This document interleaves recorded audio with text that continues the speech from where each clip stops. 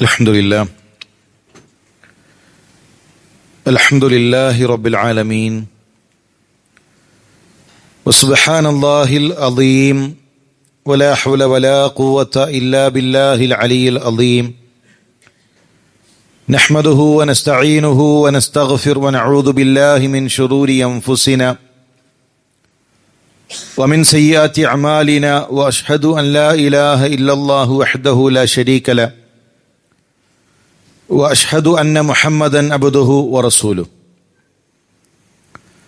Allahumma salli ala Muhammadin wa ala ali Muhammad kama sallaita ala Ibrahim wa ala ali Ibrahim. Allahumma barik ala Muhammadin wa ala ali Muhammad kama barakta ala Ibrahim wa ala ali Ibrahim innaka Hamidum Majid. أما بعد فإن خير الحديث كتاب الله وخير الهدي هدي محمد صلى الله عليه وسلم وشر الأمور محدثاتها وكل محدثة بدعة وكل بدعة ضلالة وكل ضلالة في النار. أعوذ بالله من الشيطان الرجيم الذي خلق الموت والحياة ليبلوكم أيكم أحسن عملا. അള്ളാഹുവിനെ സൂക്ഷിച്ച് അവനെ വഴിപ്പെട്ട് ജീവിക്കണമെന്ന് ഉണർത്തുകയാണ്, വസിയത്ത് ചെയ്യുകയാണ്. മരണാനന്തര കർമ്മങ്ങൾ അത് നമ്മൾ മനസ്സിലാക്കി വരികയായിരുന്നു. ഒരാളെ മറവ് ചെയ്ത് അതിനുശേഷമുള്ള പ്രാർത്ഥനകൾ നിർവഹിച്ച് ആ ഖബറടക്കം പൂർത്തിയായി തിരിച്ചു പോകുമ്പോഴാണ് മുമ്പ് നമ്മൾ ഖുതുബയിൽ മനസ്സിലാക്കിയതുപോലെ ഉഹദ് മലയോളം പോന്ന ഖിറാത്ത്, ആ വലിയ പ്രതിഫലങ്ങൾ നമുക്ക് നേടിയെടുക്കാൻ സാധിക്കുക.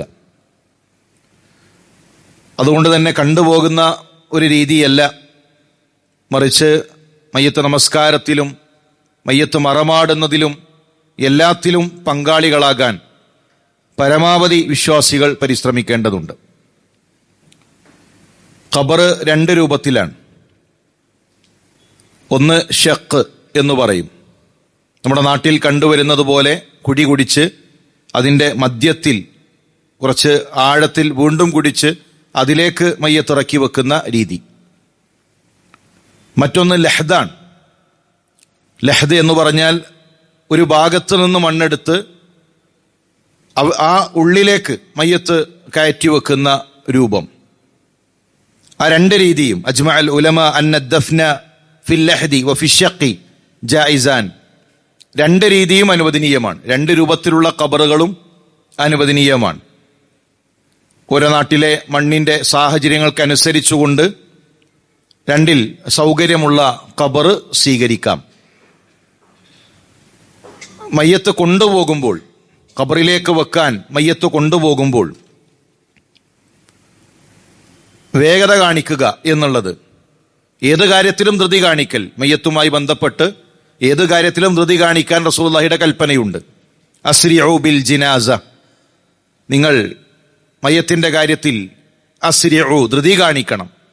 മരണപ്പെട്ട് കഴിഞ്ഞാൽ ആ ഉടനെ പെട്ടെന്ന് മറവ് ചെയ്യാൻ, ഇപ്പം മയ്യത്ത് കൊണ്ടുപോകേണ്ടത് വളരെ പതുക്കെയല്ല, എന്നാൽ വേഗത കാരണം ആ മയ്യത്ത് കട്ടിലിൽ നിന്ന് തെന്നുന്ന രൂപത്തിൽ അത്തരമൊരു സാഹചര്യം ഉണ്ടാകാൻ പാടില്ല. എന്നാൽ കുറച്ച് ധൃതി കാണിച്ചുകൊണ്ടാണ് മയ്യത്ത് കൊണ്ടുപോകേണ്ടത്. നമ്മുടെ നാട്ടിൽ പൊതുവെ കണ്ടുവരുന്ന ഒരു രീതിയാണ് മയ്യത്ത് പോകുന്ന സമയത്ത് പ്രത്യേകമായ ഈണത്തിൽ ലാ ഇലാഹ ഇല്ലല്ലാ എന്ന് പറയുന്ന ഒരു രീതി. അതൊരാൾ തുടങ്ങും, പിന്നെ എല്ലാവരും ഏറ്റുചൊല്ലും. റസൂലുള്ളാഹി സ്വല്ലല്ലാഹു അലൈഹി വസല്ലം തങ്ങൾ എങ്ങനെയാണ് മയ്യത്ത് കൊണ്ടുപോകേണ്ടത് എന്ന് നമ്മളെ പഠിപ്പിച്ചിട്ടുണ്ട്. അവിടെ എവിടെയും ഒരു ലാ ഇലാഹ ഇല്ലല്ലയോ മറ്റേതെങ്കിലും ദിക്റുകളോ ചൊല്ലിപ്പറയാൻ റസൂലുള്ളാഹി സ്വല്ലല്ലാഹു അലൈഹി വസല്ലം പഠിപ്പിച്ചിട്ടില്ല. ഷാഫി മദ്ഹബിൽ പോലും അതില്ല.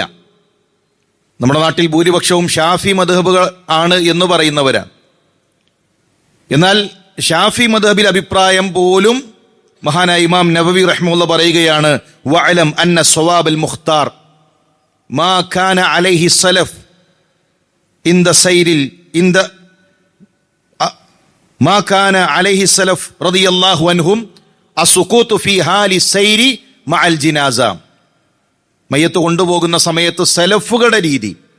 ആരാണ് സലഫുകൾ? സ്വഹാബികൾ, താബിയകൾ, തബഉ താബിയകൾ. ആ സലഫുകളുടെ രീതി അസ്സുഖൂത്ത്, മൗനം പാലിക്കുക എന്നതാണ്. ഫലാ യർഫഅ സൗതൻ ബിഖിറാഅത്തിൻ വലാ ദിക്രിൻ വലാ ഗൈരി ദാലിക്.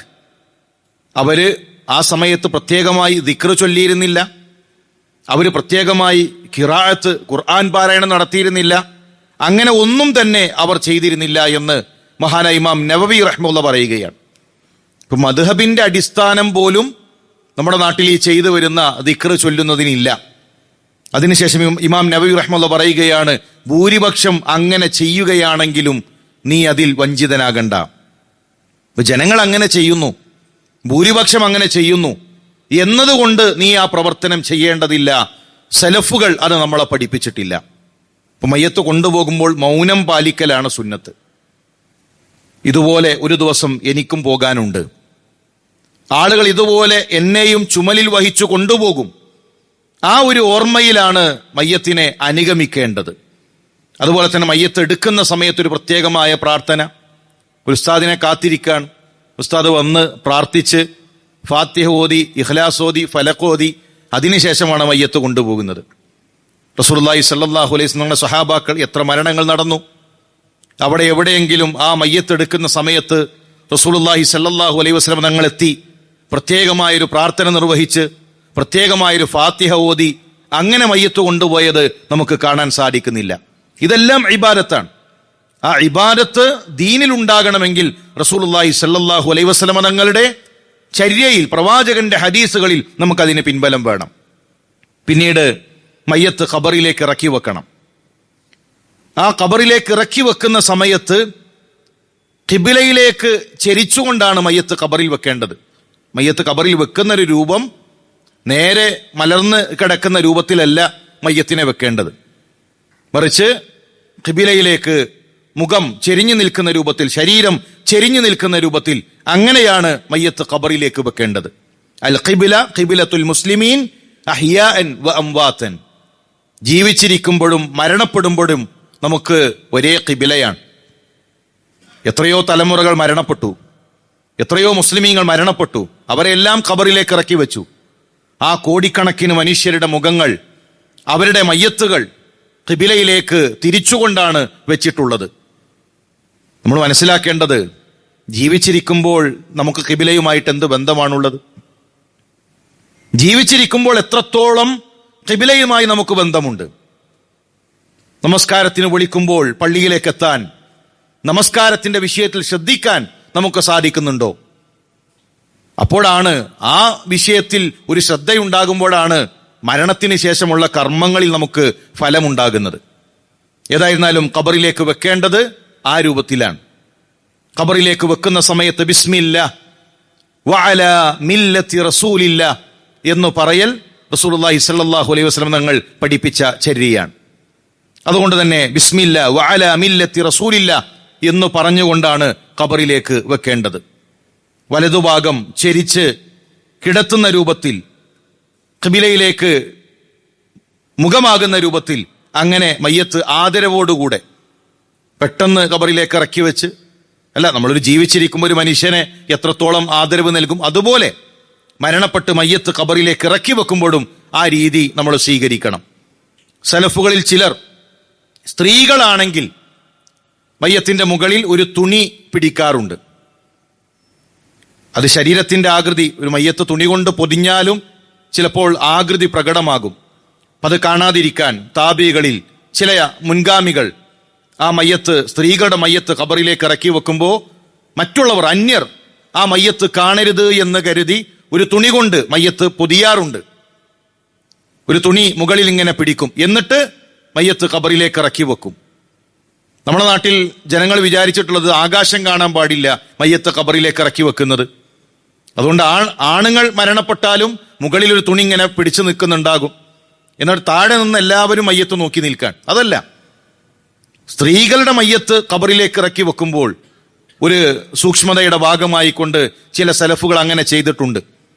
നമ്മൾ ആലോചിക്കേണ്ട ഒരു വിഷയം, മരിച്ച് തുണിയിൽ പൊതിഞ്ഞ് ഖബറിലേക്ക് ഇറക്കി വെക്കുന്ന സമയത്തു പോലും ശരീരഭാഗങ്ങൾ അന്യർ കാണുന്നതിനെ എത്ര സൂക്ഷ്മതയോടുകൂടെയാണ് നമ്മുടെ മുൻഗാമികൾ കണ്ടിട്ടുള്ളത് എങ്കിൽ പിന്നെ എങ്ങനെയാണ് പിൻഗാമികൾക്ക് മരിച്ച വീട്ടിൽ മയ്യത്ത് കാണാൻ വരുന്ന സമയത്ത് പോലും ഔറത്ത് കാണാതെ ഒരു സാരിയും ചുറ്റി ശരീരഭാഗങ്ങൾ കാണിച്ച്, കഴുത്ത് കാണിച്ച്, കൈ കാണിച്ച് ആ രൂപത്തിൽ പ്രകടിപ്പിച്ചുകൊണ്ട് മുസ്ലിം ഉമ്മത്ത് നടക്കുന്നു. കല്യാണ വീടുകൾ പറയേണ്ട ആവശ്യമില്ല, കല്യാണത്തിന്റെ ആഘോഷങ്ങൾ പറയേണ്ടതില്ല, പ്രദർശന വസ്തുവാക്കി വെക്കുകയാണ്. ലക്ഷങ്ങൾ ചിലവഴിച്ച് അലങ്കരിച്ച് അണിയിച്ചൊരുക്കി സൗന്ദര്യ പ്രകടനത്തിലേക്ക് പോകുന്നു. നമ്മുടെ മുൻഗാമികളോ ഖബറിലേക്ക് മയ്യത്തിറക്കി വെക്കുന്ന സമയത്ത് പോലും ജീവനില്ല ശരീരത്തിൽ, പക്ഷേ ആ തുണികളിൽ പൊതിഞ്ഞു വെക്കുന്ന സമയത്ത് പോലും മറ്റൊരാളുടെ ഒരു നോട്ടം എന്റെ ശരീരത്തിൽ പതിയരുത് എന്ന അവരുടെ സൂക്ഷ്മത സാന്ദർഭികമായി സൂചിപ്പിച്ചു എന്നു മാത്രം. അതുപോലെ തന്നെ പിന്നീട് കല്ല് വെക്കണം, കല്ല് വെച്ച് മൂടി അതിന് മുകളിലേക്കാണ് മണ്ണിടുന്ന രൂപമുണ്ടാകേണ്ടത്, അല്ലാതെ മയ്യത്തിലേക്ക് നേരിട്ട് മണ്ണിടുന്ന രീതിയല്ല. മയ്യത്ത് വെച്ചു, അതിനു മുകളിൽ കല്ലോ മറ്റെന്തെങ്കിലും പാകി അതിന്റെ മുകളിലേക്കാണ് മണ്ണിടേണ്ടത്. ഖബർസ്ഥാനിൽ വരുന്ന സമയത്ത് ശ്രദ്ധിക്കേണ്ട ഒരു ആദാബാണ് ചെരുപ്പ് ധരിച്ചുകൊണ്ട് ഖബർസ്ഥാനിലേക്ക് പ്രവേശിക്കാതിരിക്കുക. ചെരുപ്പ് ധരിച്ച് ഖബർസ്ഥാനിൽ എത്തി നിൽക്കുന്ന ഒരാളോട് റസൂലുള്ളാഹി സ്വല്ലല്ലാഹു അലൈഹി വസല്ലം തങ്ങൾ ആ ചെരുപ്പ് അടിച്ചു മാറ്റാൻ ആവശ്യപ്പെടുന്നു. റസൂലുള്ളാഹി പറയേണ്ട താമസം അദ്ദേഹം ആ ചെരുപ്പ് വലിച്ചെറിയുന്നു. ഇപ്പൊ ചെരുപ്പ് ധരിക്കുക എന്നത് ചില പണ്ഡിതന്മാർ ഹറാമാണ് എന്ന് വരെ പറഞ്ഞവരുണ്ട്, ചിലർ അല്ല കറാഹത്താണ് എന്ന് പറഞ്ഞവരുണ്ട്. ഏതായിരുന്നാലും ഖബർസ്ഥാനിലേക്ക് പ്രവേശിക്കുമ്പോൾ ചെരുപ്പ് ധരിക്കാതിരിക്കുക എന്നത് നാം ശ്രദ്ധിക്കേണ്ട വിഷയമാണ്. എന്നാൽ അവിടെ ഒരു ലൊറ്, നല്ല ചരൽക്കല്ലുകളുണ്ട്, അല്ലെങ്കിൽ കാട് നിറഞ്ഞു നിൽക്കുന്ന സാഹചര്യമാണ്, ഒരു അപകടം ഉണ്ടായേക്കാം. പ്രത്യേകിച്ച് നമ്മുടെ നാട്ടിൽ ഓരോ ഖബറിന്റെ അരികിലും ചെടി ഇങ്ങനെ കുത്തിവെക്കും. ആരും മരണപ്പെട്ട് കഴിഞ്ഞാലും മയ്യത്ത് കൊണ്ടുപോകുമ്പോൾ തന്നെ ചെടിയുമായിട്ടാണ് പോകുന്നത്.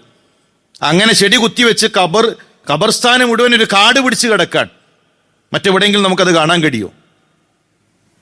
അതിൽ പ്രത്യേകമായി റസൂലുള്ളാഹി സ്വല്ലല്ലാഹു അലൈഹി വസല്ലം തങ്ങൾ നമ്മളെ പഠിപ്പിച്ചിട്ടില്ല അങ്ങനെ ഒരു ചെടി വെക്കുന്ന രീതി. അതേത് സാഹചര്യത്തിലാണ് ആ ചെടി വെച്ചത്? അത് നമ്മൾ കഴിഞ്ഞ മുമ്പുള്ള ഖുത്ബയിൽ സൂചിപ്പിച്ചു. ആ രണ്ടുപേരുടെ ഖബറിനരികിലല്ലാതെ എത്രയെത്ര സ്വഹാബികൾ മരണപ്പെട്ടു. ബദറിൽ, ഉഹദിൽ, ഖന്തക്കിൽ എത്രയെത്ര സ്വഹാബാക്കൾ, റസൂലുള്ളാഹിയുടെ മക്കൾ, റസൂലുള്ളാഹി സ്വല്ലല്ലാഹു അലൈഹി വസല്ലം ഭാര്യമാർ, അവരെല്ലാം ജീവിച്ചിരിക്കുമ്പോൾ മരണപ്പെട്ടു. അവരുടെ ഖബറുകളിലൊന്നും അങ്ങനെ ഒരു ചെടി വെക്കുന്ന രീതി നമുക്ക് കാണാൻ കഴിയുന്നില്ല. റസൂലുള്ളാഹി സ്വല്ലല്ലാഹു അലൈഹി വസല്ലം തങ്ങൾ ചെയ്തിട്ടില്ല. നമ്മുടെ നാട്ടിൽ അങ്ങനെ ചെടി വെച്ച് ഖബർസ്ഥാനം മുഴുവൻ ചെടി പിടിച്ച് വല്ല വിഷജന്തുക്കളും ഉണ്ടോ, ഏതെങ്കിലും ജീവികളുണ്ടോ, ഒന്നും അറിയാത്ത രൂപത്തിൽ ഖബർ മുഴുവൻ ആ രൂപത്തിൽ ചെടികൾ നിറഞ്ഞു നിൽക്കുന്ന സാഹചര്യമാണ്. ഒരാള് ചെരുപ്പില്ലാതെ പോയാൽ ഒരു ഉപദ്രവം ഉണ്ടാകുമെങ്കിൽ അവർക്ക് ചെരുപ്പ് ധരിച്ചുകൊണ്ട് ഖബർസ്ഥാനിലേക്ക് പ്രവേശിക്കാം. അല്ല, ഒരു പ്രയാസങ്ങളൊന്നുമില്ല എങ്കിൽ, നല്ല പ്രതലമാണ്, വേറെ അപകടങ്ങളൊന്നും ഉണ്ടാകാൻ സാധ്യതയില്ല എങ്കിൽ ചെരുപ്പ് ധരിക്കാതെയാണ് ഖബർസ്ഥാനിലേക്ക് പ്രവേശിക്കേണ്ടത്. ഖബർസ്ഥാനിലെത്തിയാൽ മറ്റു ഖബറുകളിൽ ചവിട്ടുക എന്നുള്ളത് വളരെ ഗൗരവമുള്ള വിഷയമാണ്. അപ്പോൾ ഒരു വ്യക്തി മരണപ്പെട്ടാൽ അയാളുടെ കാര്യങ്ങൾ ചെയ്യുന്നതിനിടയിൽ മറ്റു ഖബറിൽ കയറി നിൽക്കുക, അതുപോലെ തന്നെ വേറെ ഏതെങ്കിലും ഖബറിന്റെ അവിടെ ഇരിക്കുക, അതൊന്നും ശരിയായ രീതിയല്ല. കല്ല് വെച്ച് ആ കല്ലിന്റെ മുകളിലേക്ക് മണ്ണ് ഇടുക എന്നത് റസൂലുള്ളാഹി സ്വല്ലല്ലാഹു അലൈഹി വസല്ലം തങ്ങൾ പഠിപ്പിച്ചു. ചില ആളുകളെങ്കിലും ആ മണ്ണിടുന്ന സമയത്ത് മിൻഹാ ഖലഖ്നാകും വഫീഹാ നുഈദുകും വമിൻഹാ നുഖ്രിജുകും താറതൻ നുഖ്റാ എന്ന് പറഞ്ഞുകൊണ്ട് മണ്ണിടാറുണ്ട്. അത് ഹദീസുകളിൽ സ്ഥിരപ്പെട്ടിട്ടില്ല. ഒന്നാമത്തെ മണ്ണിടുമ്പോൾ വമിൻഹാ ഖലഖ്നാകും, രണ്ടാമത്തെ തവണ പിന്നെ ത്വാഹയിലെ ഈ ആയത്തിന്റെ അടുത്ത ഭാഗം, അത് റസൂലുള്ളാഹി സ്വല്ലല്ലാഹു അലൈഹി വസല്ലം തങ്ങളിൽ നിന്ന് സ്ഥിരപ്പെട്ടു വന്ന രീതിയല്ല. അങ്ങനെ പ്രത്യേകം പറയുന്നൊരു രീതി ശരിയല്ല. എന്നാൽ അവിടെ ഇങ്ങനെ കൈകെട്ടി നോക്കി നിൽക്കുക എന്നതുമല്ല. 3 പിടി മണ്ണ് വാരിയിട്ട് അങ്ങനെയാണ് അവിടെ നിന്ന് പ്രാർത്ഥനകൾ ചൊല്ലി ഖബറിന്റെ പണി പൂർത്തീകരിച്ച് അതിനുശേഷം തസ്ബീഹ് ചൊല്ലി ആ രൂപത്തിലാണ് തിരിച്ചു പോകേണ്ടത്. അതുപോലെ തന്നെ നമ്മൾ പ്രത്യേകം മനസ്സിലാക്കേണ്ടത് തസ്ബീത്തിനെ ചോദിക്കണം. എപ്പോഴാണ്? ഖബറിന്റെ പണി പൂർത്തിയായി കഴിഞ്ഞാൽ. മയ്യത്തിനെ ഖബറിലേക്ക് ഇറക്കി വെക്കുമ്പോൾ തന്നെ പ്രാർത്ഥിക്കുന്ന തസ്ബീത്തിന് ഉറക്കെ ചൊല്ലുന്ന രീതിയാണ് നമ്മുടെ നാട്ടിലുള്ളത്. അതല്ല, ഖബറിന്റെ പണി പൂർത്തിയായി കഴിഞ്ഞു, അതിനുശേഷം തസ്ബീത്തിനെ ചോദിക്കണം. മലക്കുകൾ ആ മനുഷ്യന്റെ അരികിലേക്ക് എത്തും. ഇനി ചോദ്യത്തിലേക്ക് കടക്കാനിരിക്കുകയാണ്. ആ ചോദ്യത്തിന് സ്ഥൈര്യം ലഭിക്കണം. റസൂലുള്ളാഹി സ്വല്ലല്ലാഹു അലൈഹി വസല്ലം തങ്ങൾ നമ്മളോട് തസ്ബീത്തിന്, ആ മനുഷ്യന് വേണ്ടി തസ്ബീത്തിനെ ചോദിക്കാൻ പറയുകയാണ്. ആ തസ്ബീത്ത് എങ്ങനെയാണ് ചോദിക്കേണ്ടത്? പ്രാർത്ഥനകൾ എപ്പോഴും പതുക്കെയാണ്. പ്രാർത്ഥനകൾ നല്ല ശബ്ദത്തിൽ പ്രാർത്ഥിക്കുന്ന ആളെ വിളിച്ചുകൊണ്ട് റസൂലുള്ളാഹി പറഞ്ഞു, നിന്റെ റബ്ബ് ചെവി കേൾക്കാത്തവനല്ല. പ്രാർത്ഥനകൾ ഹൃദയത്തിൽ നിന്നാകണം, ആത്മാർത്ഥമാകണം. നമ്മൾ തസ്ബീത്തിനെ ചോദിക്കേണ്ടത് ആത്മാർത്ഥമായി, പതിഞ്ഞ ശബ്ദത്തിൽ അള്ളാഹുവിനോടാണ് ചോദിക്കുന്നത്. ആ ഒരു ബോധത്തോടുകൂടെ ആത്മാർത്ഥമായി പതുക്കെ, അങ്ങനെയാണ് തസ്ബീത്തിനെ ചോദിക്കേണ്ടത്. അതിന് പ്രത്യേകമായ ലഫ്ലുകളുണ്ടോ? പ്രത്യേകമായ ലഫ്ലുകൾ ഹദീസുകളിൽ സ്ഥിരപ്പെട്ടു വന്നിട്ടില്ല. ഇന്നതേ പ്രാർത്ഥിക്കാവൂ, അല്ല. നമുക്ക് അറബിയിൽ പ്രാർത്ഥിക്കാൻ അറിയില്ല, മലയാളത്തിൽ ചോദിക്കുക, പടച്ചോനെ പുറത്തു കൊടുക്കണേ, അള്ളാഹുവേ എൻ്റെ സഹോദരനാണ്, ആ മനുഷ്യന് സ്ഥൈര്യം നൽകണേ. ചോദ്യങ്ങൾ ചോദിക്കുമ്പോൾ അള്ളാഹുവേ സ്ഥൈര്യം നൽകണേ, ഉത്തരം പറയാനുള്ള ശക്തി നൽകണേ. ഖബറിലാണ് അള്ളാഹുവേ അവന്റെ ജീവിതം ആരംഭിക്കുകയായി, അള്ളാഹുവേ എളുപ്പം നൽകണേ. ആത്മാർത്ഥമായി നമ്മുടെ മനസ്സിൽ തട്ടിയുള്ള ചോദ്യമാണ് ഉണ്ടാകേണ്ടത്. ഇനി അറബിയിൽ ഒരാൾക്ക് ചോദിക്കാൻ കഴിയുമെങ്കിൽ ഏറ്റവും നല്ലത് അറബിയിൽ ചോദിക്കാം. അല്ലാഹുമ്മ സബ്ബിത്തുഹു ഇൻദ സുആൽ, അല്ലാഹുമ്മ അൽഹിംഹുൽ ജവാബ്. നമ്മുടെ നാട്ടിൽ പൊതുവെ ചൊല്ലി വരുന്ന തസ്ബീത്തിന്റെ വരികളാണ്. അത് ഹദീസുകളിൽ അങ്ങനെ പ്രത്യേകമായി പഠിപ്പിച്ചതല്ല. എന്നാൽ നല്ല അർത്ഥമുള്ള, നല്ല ആശയമുള്ള പ്രാർത്ഥനയാണ്, നല്ല ആശയമുള്ള ചോദ്യങ്ങളാണ്. ആ ലഫ്ലുകൾ തന്നെ ഒരാൾക്ക് ചോദിക്കണമെങ്കിൽ ആ രൂപത്തിൽ ചോദിക്കാം. എന്നാൽ ഒരാൾ ചൊല്ലിക്കൊടുക്കുക, ബാക്കിയുള്ളവർ ഏറ്റു ചൊല്ലുക. ഒരാൾ ഉറക്കെ അല്ലാഹുമ്മ സബ്ബിത്തുഹു ഇൻദ സുആൽ, ആ സമയത്ത് ബാക്കിയുള്ള എല്ലാവരും കൂടെ കേട്ട് ഉറക്കെ ചൊല്ല. അല്ലെങ്കിൽ ഒരു തക്കല്ലുഫ്, എല്ലാവരും കൂടെ ഒന്നിച്ച് ശബ്ദമുയർത്തിയിട്ട് തസ്ബീത്തിനെ ചോദിക്കുക. ഇതൊന്നും സുന്നത്തിനോട് യോജിച്ചു നിൽക്കുന്ന രീതിയല്ല. ഓരോരുത്തരും മനസ്സിൽ തട്ടി, ഓരോരുത്തരും ആത്മാർത്ഥമായി, ഓരോരുത്തർക്കും അവർക്കറിയുന്ന ഭാഷയിൽ, അവർക്കറിയുന്ന പ്രാർത്ഥനകൾ ആ മനുഷ്യന് വേണ്ടി അള്ളാഹുവിനോട് ചോദിക്കുന്ന രീതിയാണ് അതിൽ ഏറ്റവും ശരിയായത്. ആ രൂപത്തിൽ തന്നെ നമ്മൾ തസ്ബീത്തിനെ നോക്കി കാണേണ്ടതുണ്ട്. അതുമാത്രമല്ല, എല്ലാവരും ഒന്നിച്ച് നിർത്തുക. ഇതിങ്ങനെ തുടങ്ങിക്കുടുങ്ങി എന്നുള്ളതുപോലെ നിർത്തിയാൽ ഇനി എല്ലാവർക്കും കൊണ്ട് പോകായിരുന്നു എന്ന് കരുതി അങ്ങോട്ടും ഇങ്ങോട്ടും മുഖത്തൊക്കെ മുഖം നോക്കി അല്ല. ഇത് നമ്മുടെ മനസ്സിൽ തട്ടിയുള്ള ചോദ്യമാണ്.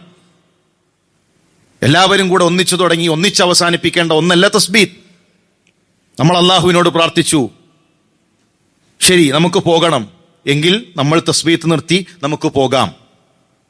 ആ മനുഷ്യനോട് സലാം പറഞ്ഞ്, ഖബറാളികളോട് സലാം പറഞ്ഞ് അവർക്ക് പ്രാർത്ഥിച്ച് തിരിച്ചു പോകാം. അല്ലാതെ എല്ലാവരും കൂടെ ഒരേ സമയത്ത് നിർത്തുക, ഒരേ സമയത്ത് ആരംഭിക്കുക അല്ല. ഖബറിന്റെ പണി കഴിഞ്ഞാൽ എല്ലാവരും ഖബറാളിക്ക് വേണ്ടി തസ്ബീത്തിനെ ചോദിക്കുക. അതാണ് പ്രവാചകൻ സല്ലല്ലാഹു അലൈഹി വസല്ലം തങ്ങൾ കാണിച്ചു തന്ന ചര്യ എന്ന് നാം മനസ്സിലാക്കേണ്ടതുണ്ട്. ഇനി ഖബറാണെന്ന് തിരിച്ചറിയാൻ അടയാളങ്ങൾ സ്വീകരിക്കാവുന്നതാണ്. ഉസ്മാൻ ഇബ്നു മദ്ഊൻ റളിയല്ലാഹു തന്റെ ഖബറിന്റെ അരികിൽ ഖബറാണെന്ന് തിരിച്ചറിയാൻ റസൂലുള്ളാഹി കല്ല് വച്ചിരുന്നു. ഇപ്പൊ ഖബറിന്റെ അരികിൽ രണ്ട് ഭാഗങ്ങളിലായിക്കൊണ്ട് നമ്മുടെ നാട്ടിൽ പ്രത്യേകിച്ച് ഒരുപാട് ഖബറുകൾ അടുപ്പിച്ചടുപ്പിച്ചുണ്ടാകും. അപ്പൊ ഇത്രയും സ്ഥലം അത് ഖബറിൻ്റെതാണ് എന്ന് തിരിച്ചറിയാൻ രണ്ട് ഭാഗങ്ങളിലും കല്ല് വെക്കുന്ന രീതി അത് അനുവദനീയമാണ്, ചെയ്യാവുന്നതാണ്. എന്നാൽ ഇന്ന് കല്ല് തന്നെ പ്രത്യേകം ഡെക്കറേറ്റ് ചെയ്ത് മാർബിളിൽ കൊത്തി അതിലൊരു 786, അതിലൊരു ചന്ദ്രക്കല, അതിലൊരു നക്ഷത്രം, അതില് ഡേറ്റ് ഓഫ് ബർത്തും ഡെത്ത് ഓഫ് ഡേറ്റും ഒക്കെ കൊത്തിവെച്ച് ആ രീതി ശരിയല്ല. ഖബറാണെന്ന് തിരിച്ചറിയാൻ രണ്ട് കല്ല് വെക്കുക. അതാണ് പ്രവാചകൻ സല്ലല്ലാഹു അലൈഹി വസല്ലം തങ്ങളുടെ ചരിത്രത്തിൽ നമുക്ക് കാണാൻ കഴിയുന്നത്. സ്വഹാബാക്കൾ ഒരു കല്ല് വെച്ചവരുണ്ട്. നമുക്ക് ആ ഒരു അർത്ഥത്തിൽ തന്നെ ഖബറാണെന്ന് മനസ്സിലാക്കാൻ രണ്ട് കല്ല് സ്വീകരിക്കുന്നതിൽ പ്രശ്നമുള്ള വിഷയമല്ല. എക്സ്ട്രാ കുറെ മണൽ കൊണ്ടുവന്ന് പ്രത്യേകമായ മണൽ വരുത്തിച്ച് ഖബർ പ്രത്യേകം അലങ്കരിച്ചൊരുക്കുന്നതൊക്കെ ചില ഇടങ്ങളിൽ കാണാൻ കഴിയും. അതൊന്നും സുന്നത്തിനോട് യോജിച്ച രീതിയല്ല. ഷാഫി മദ്ഹബിൽ എത്രത്തോളം എന്ന് വെച്ച് കഴിഞ്ഞാൽ, ഷാഫി മദ്ഹബിൽ അഭിപ്രായ പ്രകാരം ആ ഖബർ കുടിക്കാനെടുത്ത മണ്ണ്, ആ കുടിച്ച സമയത്തെടുത്ത മണ്ണ്, അതല്ലാത്ത മണ്ണ് പോലും പിന്നീട് ഖബറിന് വേണ്ടി ഉപയോഗിക്കരുത് എന്നതാണ് മദ്ഹബിൽ പോലും നമുക്ക് കാണാൻ കഴിയുന്നത്. എന്നാൽ ഇന്ന് അതൊരു ഗർവായിതാ, എൻ്റെ ഉപ്പാന്റെ ഖബർ കുറച്ച് ഉഷാറാണ്, ഞങ്ങൾ കുറച്ചൊക്കെ ബാപ്പാനെ നോക്കണവരാണ്, ജീവിച്ചിരിക്കുന്ന കാലത്തൊന്നും നോക്കാതെ മരിച്ചു കഴിഞ്ഞിട്ട് ഖബർമലാണ് സ്നേഹം പ്രകടിപ്പിക്കുന്നത്. ഖബർ ലാളിത്യാണ്. ഖബറിന്റെ പുറംഭാഗല്ല മനോഹരാകേണ്ടത്, ഖബറിന്റെ ഉള്ളാണ്. ഖബറിന്റെ ഉള്ളിലാണ് മനോഹരമായി തീരേണ്ടത്. അതിന് ജീവിച്ചിരിക്കുമ്പോൾ ചെയ്യുന്ന അമലുകളാണ് ആ ഖബറിന്റെ ഉള്ള് മനോഹരമാക്കി തീർക്കുക. അതുകൊണ്ട് ഇത്തരം വിഷയങ്ങൾ നമ്മൾ ശ്രദ്ധിക്കുക. അള്ളാഹുവിനെ സൂക്ഷിച്ച് അവന് വഴിപ്പെട്ട് ജീവിക്കണമെന്ന് ഉണർത്തുകയാണ്, വസിയത്ത് ചെയ്യുകയാണ്. പിന്നെ നമ്മുടെ നാട്ടിൽ പല ഖബറുകളും ഇസ്ലാം പറഞ്ഞതുപോലെയല്ല. ഖബറുകൾ കെട്ടി ഉയർത്തി, അത് അലങ്കരിച്ച്, അതിൽ പച്ചപ്പട്ട് വിരിച്ച്, അതിൽ പൂക്കളർപ്പിക്കുന്ന രൂപത്തിലേക്ക് വരെ മുസ്ലിം സമുദായത്തിൽ പല ഖബറുകളും നമുക്ക് കാണാൻ കഴിയും. ഇസ്ലാമിലെ ഖബറും ഇത്തരം ആചാരങ്ങളും യാതൊരുവിധ ബന്ധവുമില്ല. ആദ്യമായി കൊണ്ട് ഖബർ കെട്ടി ഉയർത്തിയത് ഹിജ്റയുടെ 4-ാം നൂറ്റാണ്ടിലാണ്. ഹിജ്റയുടെ 4-ാം നൂറ്റാണ്ടെന്ന് പറയുമ്പോൾ റസൂലുള്ളാഹിയുടെ കാലം കഴിഞ്ഞു, സഹാബികളുടെ കാലം കഴിഞ്ഞു, താബികളുടെ കാലം കഴിഞ്ഞു, അവരുടെ എല്ലാം കാലം കഴിഞ്ഞു. ഹിജ്റയുടെ 4-ാം നൂറ്റാണ്ടിൽ ഹുസൈൻ ഇബ്നു അലി റളിയല്ലാഹു തആല അൻഹുവിൻ്റേത് എന്ന് പറയപ്പെടുന്ന ഒരു ഖബറാണ് ആദ്യമായി കൊണ്ട് കെട്ടി ഉയർത്തുന്നത്. അത് കെട്ടി ഉയർത്തിയത് ഷിയാക്കളാണ്. ഹിജ്റയുടെ 317 കഅബയെ ആക്രമിച്ചവർ, കഅബയെ ആക്രമിച്ച് ഹജറുൽ അസ്വദ് മോഷ്ടിച്ചവർ, 20 കൊല്ലക്കാലം ഹജറുൽ അസ്വദ് ഇല്ലാതെ ഹജ്ജ് അവിടെ കഴിഞ്ഞുപോയി. ഷിയാക്കളാണ് ആ ക്രൂരകൃത്യം ചെയ്തത്. അവരാണ് ഇസ്ലാമിക ചരിത്രത്തിൽ ആദ്യമായി കൊണ്ട് ഖബർ കെട്ടിയുയർത്തുക എന്ന സമ്പ്രദായം ആരംഭിച്ചത്.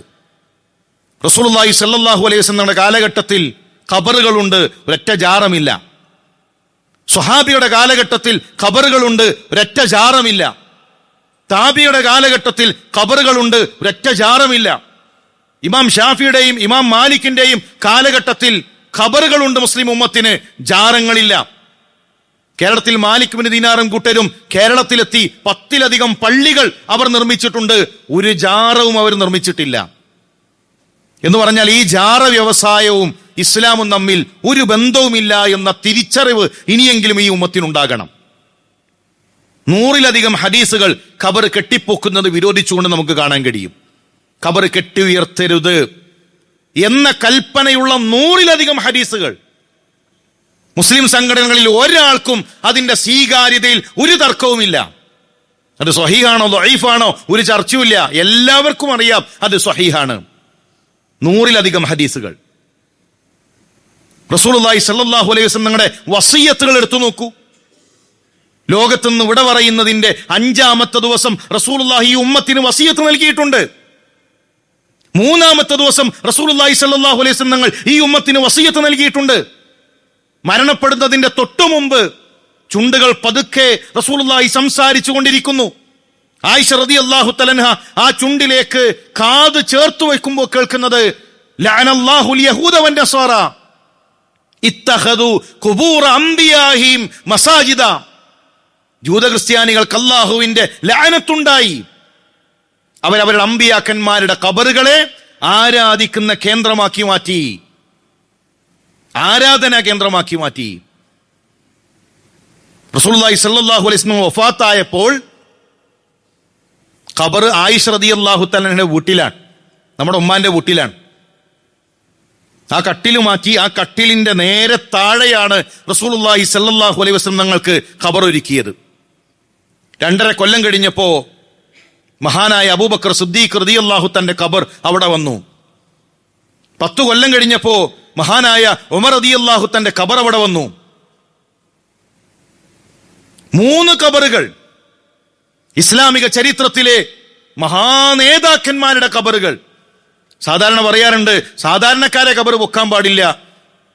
മഹാന്മാരുടെ ഖബർ പൊക്കാന്നാണ്.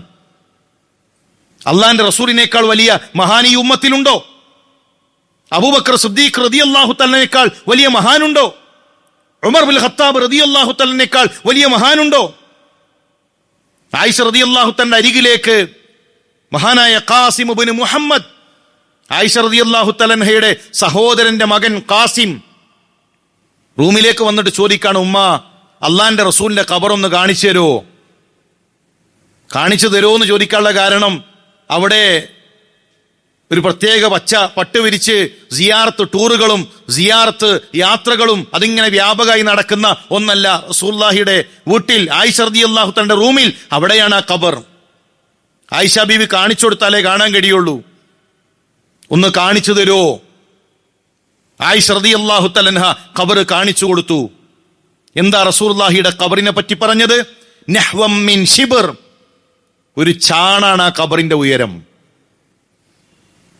ചില റിവായത്തുകളിൽ 4 വിരലുകളുടെ 4 വിരൽ ഇങ്ങനെ ചേർത്ത് പിടിച്ചാൽ എത്ര ഉണ്ടോ അത്രയാണ് റസൂലുള്ളാഹി സ്വല്ലല്ലാഹു അലൈഹി വസല്ലം തങ്ങളുടെ ഖബറിന്റെ ഉയരം.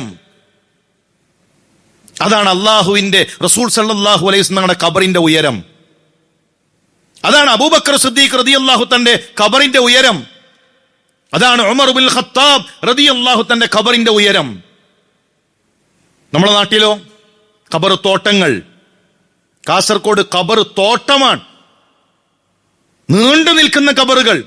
കറാമത്തിനനുസരിച്ച് ഖബർ ഇങ്ങനെ വളരുന്നു. റസൂലുള്ളാഹി സ്വല്ലല്ലാഹു അലൈഹി വസല്ലം തങ്ങളുടെ വഫാത്തിന് ശേഷം 50 കൊല്ലം ആയിഷ റളിയല്ലാഹു തആല ജീവിച്ചു. 50 കൊല്ലം. റസൂലുള്ളാഹി ജീവിച്ചിരിക്കുമ്പോൾ പട്ടിണിയാണ്, മരണപ്പെട്ടപ്പോൾ ദാരിദ്ര്യം കൂടി, പ്രയാസം കൂടി. എന്താ നമ്മുടെ ഉമ്മ പറഞ്ഞത്? ആ പട്ടിണിയുടെ ശക്തിയെ പറ്റി എന്താ പറഞ്ഞത്? 3 തവണ ഹിലാൽ വീടിന്റെ മുകളിലൂടെ മാറി മറിഞ്ഞു എന്ന് പറഞ്ഞാൽ 2 മാസം കഴിഞ്ഞു. 2 മാസം കടന്നുപോയി. 1 മാസപ്പിറവി കണ്ടു, അടുത്ത മാസപ്പിറവി വന്നു, 1 മാസം കഴിഞ്ഞു. 3-ാമത്തത് വന്നു, 2 മാസം കഴിഞ്ഞു. വീട്ടിൽ ഭക്ഷണം തമ്രും മാവും, ഈത്തപ്പഴവും വെള്ളവും. 2 മാസം അടുപ്പ് പുകഞ്ഞിട്ടില്ല. 2 മാസം അടുപ്പ് പുകഞ്ഞിട്ടില്ല. ചെലവ് അബ്ദുറഹ്മാൻ ബിൻ ഔഫ് റളിയല്ലാഹു തആല അൻഹു ഏറ്റെടുത്തു. അബ്ദുറഹ്മാൻ ബിൻ ഔഫ് റളിയല്ലാഹു തആല അൻഹു പ്രയാസങ്ങൾ അറിഞ്ഞപ്പോ അദ്ദേഹം ചെലവേറ്റെടുക്കുകയാണ് നമ്മുടെ ഉമ്മയുടെ ചെലവ്. നല്ലൊരു ഹുബ്സ് കൊണ്ടേ കൊടുത്തു. ആ ഹുബ്സ് കണ്ടപ്പോൾ ആയിഷ ബീബി കരഞ്ഞു. എന്നിട്ട് പറഞ്ഞത്, അല്ലാഹുവിന്റെ റസൂൽ സല്ലല്ലാഹു അലൈഹി വസല്ലം തങ്ങൾ ഇത്ര നേർത്ത, ഇത്ര മിനുസമുള്ള ഒരു ഹുബ്സ് അള്ളാഹുവിന്റെ റസൂൽ കഴിച്ചിട്ടില്ല. അള്ളാഹുവിന്റെ റസൂൽ ഒരു ദിവസത്തിൽ 2 തവണ വയറ് നിറച്ച് ഭക്ഷണം കഴിച്ചിട്ടില്ല. അബ്ദുറഹ്മാൻ ബിൻ ഔഫിനോട് നമ്മുടെ ഉമ്മ ആയിഷ റളിയല്ലാഹു തആല പറഞ്ഞു, അബ്ദുറഹ്മാൻ, നിന്റെ പൈസ ഒന്നും ആവശ്യമില്ല. ഒരു നേർച്ചപ്പെട്ടി ആ ഖബറിന്റെ അടുത്ത് വെച്ചാൽ എനിക്ക് ജീവിക്കാനുള്ളത് കിട്ടും. ആ ഖബറിന്റെ അരികിൽ ഒരു ബോക്സ് വെച്ച് കഴിഞ്ഞാൽ 2 സ്വലാത്ത് ചൊല്ലിയാൽ എനിക്ക് ജീവിക്കാനുള്ള വരുമാനാകും. കൊല്ലത്തിലൊരു ചന്ദനക്കുടം മതി, കൊല്ലത്തിലൊരു ഉറൂസ് മതി, കൊല്ലത്തിലൊരു നേർച്ച മതി, എനിക്ക് ആയുഷ്കാലം ജീവിക്കാനുള്ള വരുമാനം അവിടുന്ന് കിട്ടും എന്ന് പറഞ്ഞോ? നമ്മുടെ സലഫുകൾ ആരെങ്കിലും അവരുടെ ജീവിതത്തിൽ ഖബർ കൊണ്ട് 1 രൂപയെങ്കിലും 1 ദിർഹമെങ്കിലും അവർ സമ്പാദിച്ചോ? നമ്മൾ മനസ്സിലാക്കേണ്ടത്, ഈ ഖബറിന്റെ പേരിലുള്ള ചൂഷണം, ഖബർ കെട്ടിയുയർത്തൽ, ഖബറിന്മേൽ കുമ്മായമിടൽ, ഖബറിന്മേൽ പച്ച പട്ടുവിരിക്കൽ, അവിടെ നടക്കുന്ന ചന്ദനക്കുടവും ഉറൂസും ആ രൂപത്തിലുള്ള ചടങ്ങുകളെല്ലാം അതിന് ഇസ്ലാമുമായി ബന്ധമില്ല.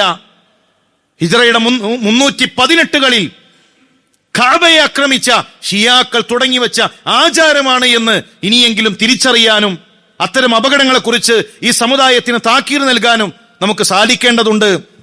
അല്ലാഹു എല്ലാവിധ ബിദ്അത്തുകളെ തൊട്ടും അനാചാരങ്ങളെ തൊട്ടും മാറി നിൽക്കാനുള്ള തൗഫീക്ക് നമുക്ക് നൽകി അനുഗ്രഹിക്കട്ടെ.